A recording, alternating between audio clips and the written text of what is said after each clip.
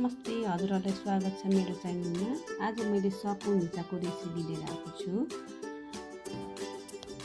अनि सपु मिचाको लागि चाहिँ यो चाहिँ सयपत्रीलाई चाहिँ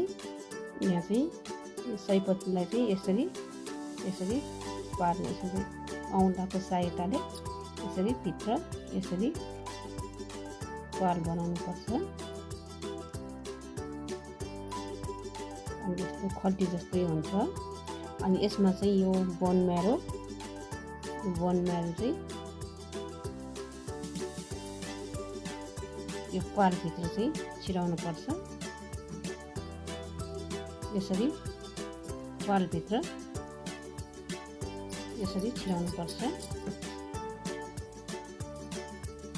हेर्नुहोस् त, बोन म्यारो भित्र छिराइसक्यो।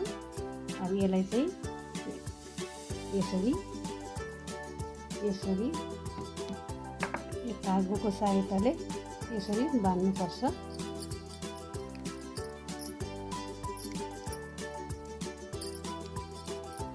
यसरी टाइट गरेर बान्नु होला।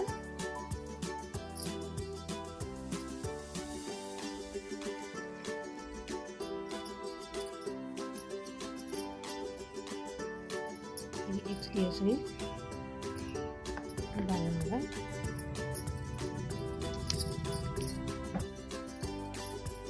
हेर्नुहोस् त, सपु मिचा रेडी भयो। अब यो चाहिँ लामो छ भने यसलाई चाहिँ यसरी छेउछेउमा यसरी सिजरले काटिदिनु होला। यसरी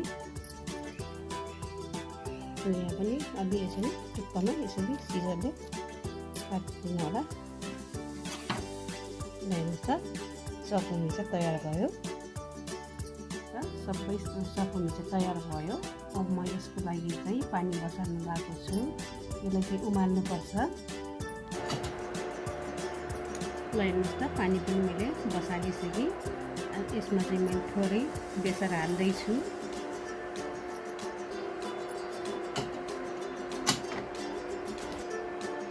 पानी पनि तातो भयो। अब म यसमा चाहिँ सबै सपु मिचाहरू राख्दैछु। यो उसिनेर तयार भयो। अब म चाहिँ यसलाई फ्राई गरेर देखाउँछु। हेर्नुहोस् त, अब मैले प्यान पनि बसालिसकेँ। अब तेल हाल्दैछु सपु मिचालाई अब फ्राई गर्नलाई। अब मैले चाहिँ बेसार थोरै पनि हाल्दैछु।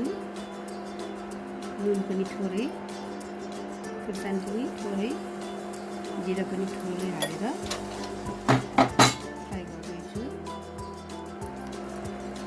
सपु मिचा हाल्दैछु।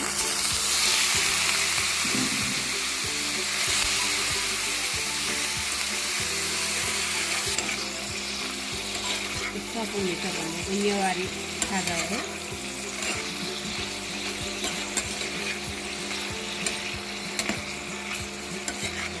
साथसाथै खानु एकदमै टेस्टी हुन्छ।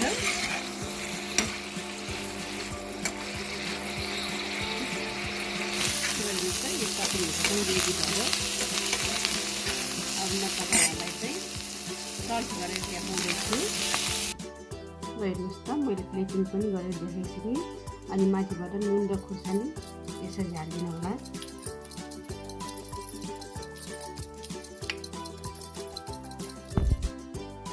नुन र खुर्सानी माथिबाट छर्किसकेँ मैले।